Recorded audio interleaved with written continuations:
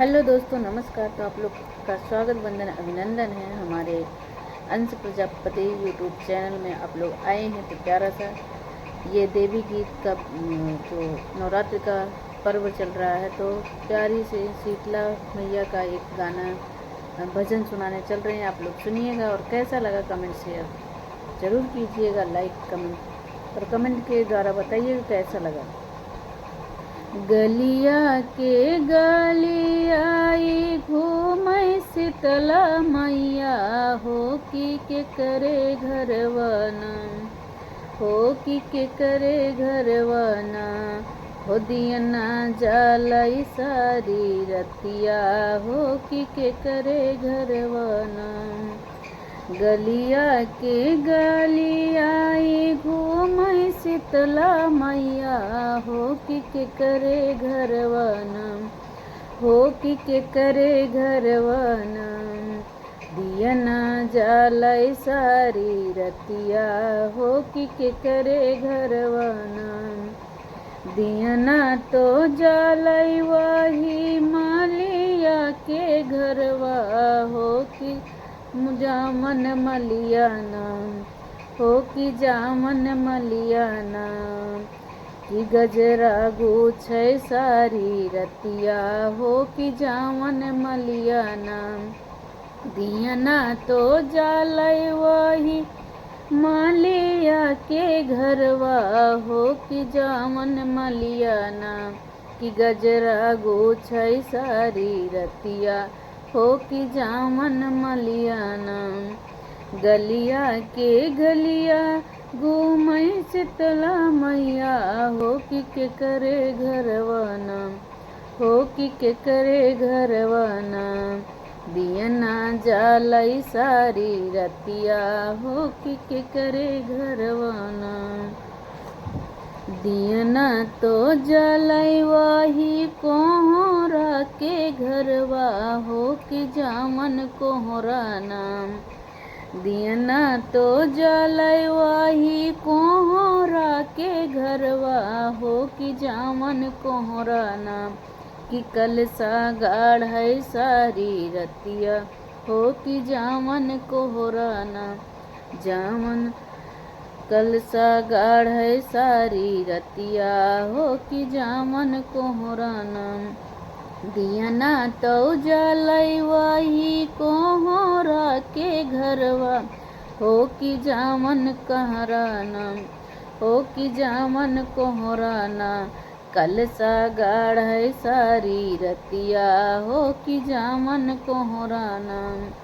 गलिया के गलियाई घूमै शीतला मैया, हो कि करे घरवाना, हो कि करे घरवाना। दियना जालै सारी रतिया, हो कि करे घरवाना। दियना तो जालै मैया महारा के घरवा, हो कि जामन महाराना, हो कि जामन महाराना। कि घड़ीला भारै सारी रतिया, हो कि जामन महाराना। घड़ीला भारै सारी रतिया, हो कि जामन महाराना। गलिया के गलियाई घूमै शीतला मैया, हो कि करे घरवाना, हो कि करे घरवाना। हो दियना जालै सारी रतिया, हो कि करे घरवाना। दियना तो जालै वही पंडित जी के घरवा, हो कि जामन पंडितना, हो कि जामन पंडितना। पोथिया बाँचै सारी रतिया, हो कि जामन पंडितना। दियना तो जालै वही पंडित जी के घरवा, हो कि जामन पंडितना, हो कि जामन पंडितना। कि पोथिया बाँचै सारी रतिया, हो कि जामन पंडितना।